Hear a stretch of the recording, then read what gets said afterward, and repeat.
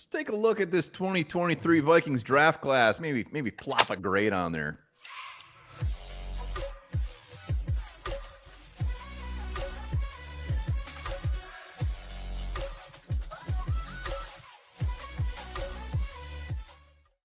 All right, welcome back to the Onebar and Lupagus show. I'm Onebar with Lupagus, and it's early. Can't grade a draft. We know it. Give it 3 years or whatever, but that's no fun. We're going to grade it anyways. We're grading the 2023 Vikings draft class. Draft class, yes, we are. And if you want to give yourself a good grade, download the Underdog Fantasy app right now. Promo code SKULL. Match up to the first 100 bones, and you get a new customer offer. You got tons of playoff games coming up. You got basketball, hockey, whatever it is, your poison. It's fantastic. Underdog Fantasy, the easiest and best fantasy app out there right now. I'm not just blowing smoke. I won over $100 again yesterday. Did you? I have been so damn hot on Underdog. I'm going to do a bunch for the Packers. Cowboys. I've been doing better with basketball lately than I have with football, which is weird. Well, stick to it. Stick to it. Let's see if Kwesi sticks to some of these players, even though this draft class. I mean, it's year one. It's year one. We got to give them some. Got to give them some grace. Yeah, I mean it's year one. Let's start with the first pick. Let's start. Or you want to go back to front? Nah, let's go front to back this time. One of my favorite things to do. Yeah, Jordan Addison.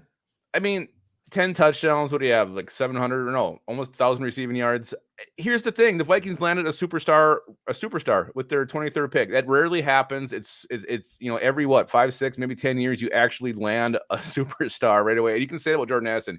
He is a star. He's only going to get better. His rookie season it exceeded my expectations by 1 million. Well, and the best thing is there was a lot of doubters for Addison. He's too small. He's not going to get up the line of scrimmage. He's not going to be able to create separation, whatever.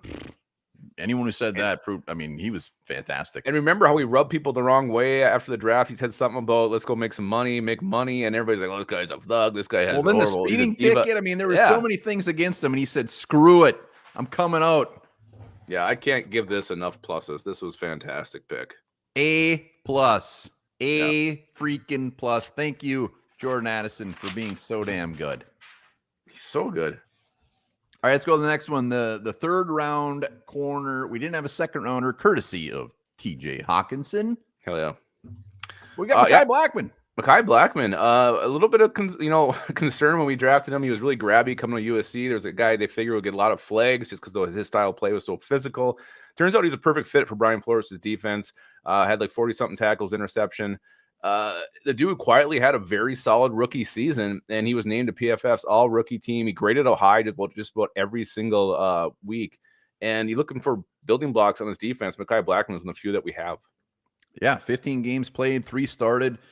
Played fantastic. Really outplayed my expectations for him. I mean, this dude could be the future in our secondary. Mm-hmm. Yeah, I give it an A. Almost looks like a wiener. I don't know what wieners you've seen. Maiai Blackman. Lots. I cannot wait to see what he does next year. Hell yeah. Let's go to our next pick. Round 4, Jay Ward, safety. Didn't see him on the field a ton. Saw him on special teams when he was out there. He was generally offsides. So Jay Ward, this was a weird one for me. It's tough to grade. He didn't really have a chance to get on the field. He's not going to be out there over Bynum, Hitman, Theo Jackson, Josh Metellus. He was probably had Lewis Seed on the depth chart though. He probably was, but I mean, how do you even grade that? I mean, we're gonna grade him, but here's the thing. Like I remember him giving the opponents, I think it was 6 points total. He did it in the Bucs game. He did it against the Packers. Jay Ward has been offsides twice, and then he even blew a celebration. Remember that they did like the bomb one, and everybody else fell down, and Jay Ward's just standing there. How do you blow a celebration? He was just happy to be on the field. He wasn't part of practicing that celebration. Then he fell down like 30 seconds after everybody else did. I mean, it was even longer. It was like a full minute. And then it was bizarre. I don't know. He did get on the field a little bit more later. He showed a little bit of potential, but to me, when you give other team points because of your stupidity, there's only one thing I can do here. I can give him enough. Wow. D plus. You know what? He saw the field as Lewis Sean couldn't even see the field. So we'll see. We'll see. Jay Ward. At least there's still hope for him. Harrison Smith probably will be gone. Lewis Sean probably won't see the field. So Jay Ward could potentially see the field next year. So let's go to round 5. Our defensive lineman, Jalen Roy, who you had very high hopes for. I did. I love this guy. One of my favorites last year coming in the draft. So excited that we got him in round 5. I thought it was a steal. Wasn't much of a steal. He couldn't stay healthy. Did a little bit. Had some flashes. Had a couple decent plays, but really overall just kind of not overly exciting. And again, not a huge, like, the depth chart for him to climb wasn't, Dean Lowry was out there, Jonathan Bullard, a couple of crusty veterans, and he couldn't pass them up, which we were kind of hoping he could. I know it's a 5th-round rookie. Expectations have to be a little bit lower, but not a great rookie season for Jalen Roy. We're going to find out if Lupagus is grading true or with his heart, because if this is anything over a C, Lupagus is full of crap. Wow. Said it best. I just wrote it down. He couldn't crack a depth chart that was very bad. Like, he should have been out there. I know he got injured, but that was weird. I mean, I think he should have been out there. I think he should have been out there a lot, and he wasn't. And so what do you got? What do you got? I gave him a D. All right, that's fair. That's fair. I gave him a D too, but I can't even find it. So just here's my D. Next year again. Let's do it. And we got to say it again. Grading these guys right now is stupid. And I'm not giving up on Jay Ward. I'm not giving up on Jalen Roy, but man, it was disappointing the rookie years. Well, speaking of disappointing, let's go to our 5th-round rookie quarterback, Jiren Hall, who that's all I got to say. Okay, let's say this. A half against the Packers. Before we start anything, Jiren Hall was never expected to see the field, was never supposed to see the field, was probably nothing more than going to be a practice squad quarterback. Kirk Cousins was never hurt, never, ever hurt. Then we had Nick Mullins, who would be stepping in. So worst case, he would have been like an emergency backup. But he did see the field. He was thrust into action. Packers game, Falcons game, that one drive that got everybody excited. And then, again, the Packers again, where it was just a goddamn disaster. So, again, Jiren Hall, he never should have seen the field near one, but he did. And, that game against the Packers, KLC never should have put him out there. He wasn't ready. I don't know what he showed in practice. We pleaded for him to put him out there. I did, but he's the coach. Well, you shouldn't have listened to me. I did too. You shouldn't listen to us. He should have just, gone with what was right and going with Big Dick Nick again. But Jiren Hall, he failed on the big stage. Yeah, Jiren Hall. I mean, here's the argument as far as, he shouldn't have been out there. He's gonna be 26 in like a month. He was ready. I mean, at BYU, he started a ton of games. I mean, if he, I'm just saying, like, if he's not ready now, when's he going to be ready? When he's 30? I mean, we saw plenty of rookie quarterbacks, DeVito, guys after him, go out there and at least Tyler Bagent. We saw guys after him go out and do things. So Jiren Hall, the fact that he really didn't do anything, he probably won't even be on the team next year. I mean, think about it. We re-signed Kirk Cousins. We draft a quarterback. Kevin O'Connell loves Nick Mullins more than probably his kids, if he's got any. Jiren Hall could be one and done. Yeah, I mean, now you look at his long-term potential, and I think he's nothing more than a guy who scraps to fight on the practice squad, and a guy who his future in the league is probably nothing more than a backup. So I went D+ just because he got on the field, and we weren't expecting him to.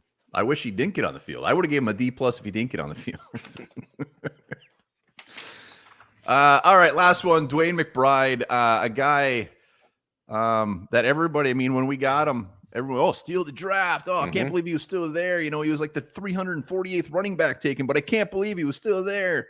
And he didn't do anything. He looked really bad. Practice squad. He shouldn't even been on the practice squad. I think the only reason he was because he was a draft pick. They brought in that Dorsey guy. I can't remember his first name, Aaron or Elvin or Adam. And he was better. Running backs. He was better than Dwayne McBride. I never seen a guy in the NFL, even in the preseason, turn his body as he's hitting the line of scrimmage. Like, he was scared of contact. It got a little bit better, but yeah, I don't think Dwayne McBride makes this team, doesn't make the practice squad next year. You can get any running back off the street who would play better than what he did. And I had high hopes. I thought he'd be one of these guys who, 7th round, late pick, undrafted guy who comes in and pushes for a starting job, pushes for carries. And the Vikings couldn't run the ball anyway, but I was really, really, really wrong about McBride. He's not good. Debo, prove us wrong next year. Come out and light it up. I don't even know what to grade him. I do. It was an F. It was an F. It's easy. I didn't want to waste my marker.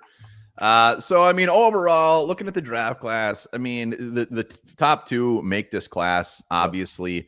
And there's still hopes for the rest of them, as always. But with Addison, Blackman, I mean, well, what do you grade this draft? Well, and you also got to factor in Ivan Pace Jr., who's an undrafted steal, 102 tackles, probably your starting middle linebacker next year. And you got a special team base in Najee Thompson. You factor those in with having a superstar, and Blackman looks like a very solid starter. I don't know how you don't give this anything other than an A. I don't care about those later round picks. When you hit on a guy like Addison and you get a solid player like Blackman and you throw those other guys in there, this is an A for me. I mean, look at the 2022 draft class. There's draft classes out there an absolute disaster, and we got some building blocks here. And when you throw in those undrafted free agents, hot damn, the fact that Najee is part of this bumps it up like 6 letter grades anyways. So yeah, this is an A for me. I mean, Addison could have been the only one, and everybody else just bombed. It still would have probably been an A because we got the man, we got a star, and it doesn't happen often. It does not happen often.